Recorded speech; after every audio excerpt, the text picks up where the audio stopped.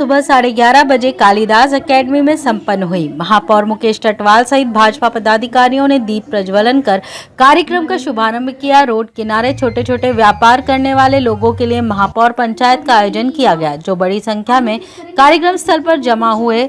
शुरुआत में बालिकाओं द्वारा सांस्कृतिक प्रस्तुति भी दी गई।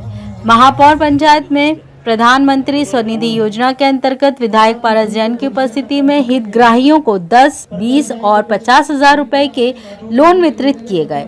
साथ ही ठेले व घुमटी धारकों के लिए क्या नई योजनाएं लाई जाएं जिससे उनकी जीविका आसान हो सके, इस पर भी मंथन किया गया। यही नहीं, राष्ट्रीय शहरी रोजगार योजना के 20 कर्मचारी महापौर पंचायत में तैनात रहे और हाथों हाथ आवेदकों का पंजीयन कर लोन देने की प्रक्रिया शुरू की गई। संभवतः 1 माह के अंदर आवेदन करने वालों को लोन भी मिल सकेगा। महापौर पंचायत में लगभग 200 हितग्राहियों को 25 लाख रुपए के लोन दिए गए। समारोह में बैंक के स्टॉल भी लगाए गए। जरूरतमंदों से आधार कार्ड, बैंक पासबुक, समग्र आईडी और रेहड़ी का फोटो लेकर पंजीयन किया गया। आपत्ति नहीं आती है तो संबंधित को 1 माह के अंदर लोन मिल जाएगा।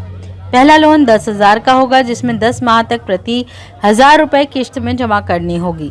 दूसरी बात, हम सारे घुमटी व्यापारियों से यहाँ बैठ करके हम आपस में चर्चा करने वाले हैं। चर्चा करके उनकी जो समस्याएं हैं उनको हम सुनेंगे और आने वाले समय में हमारा उज्जैन नगर स्वच्छता में भी नंबर 1 हो, दिखने में भी सुंदर हो, यातायात की व्यवस्था भी सुचारू रूप से चले और जो लोग काम करते हैं उनका भी व्यवसाय अच्छे से हम कर सकें। उसके लिए जो भी योजनाएं बनेगी उसको बात करके आने वाले समय में इनके लिए स्थायी हम कुछ रोजगार के साधन दे सकते हैं, जोकर होम जो बना सकते हैं। हम जहाँ पे जाति कर्मण की कोई समस्या नहीं हो तो वहाँ अगर हम एक जैसी सुंदर गुमटियाँ बना सकते हैं। इन सारी बातों पर यहाँ हम विचार करने वाले हैं। हम आपको पहली बार इस तरह का आयोजन मध्य प्रदेश में होने जा रहा है, किस तरह का पूरा आयोजन? ये हमारे व्यापारी हैं, ठेले वाले, और मैं भी एक पान का ठेला मेरा भी है, तो मैं भी एक ठेला व्यापारी रहा हूँ, तो इसलिए मुझे पता है कि बड़ा वर्ग है, इसकी भी अपनी समस्या है और ये भी सब हमारे बंधु हैं।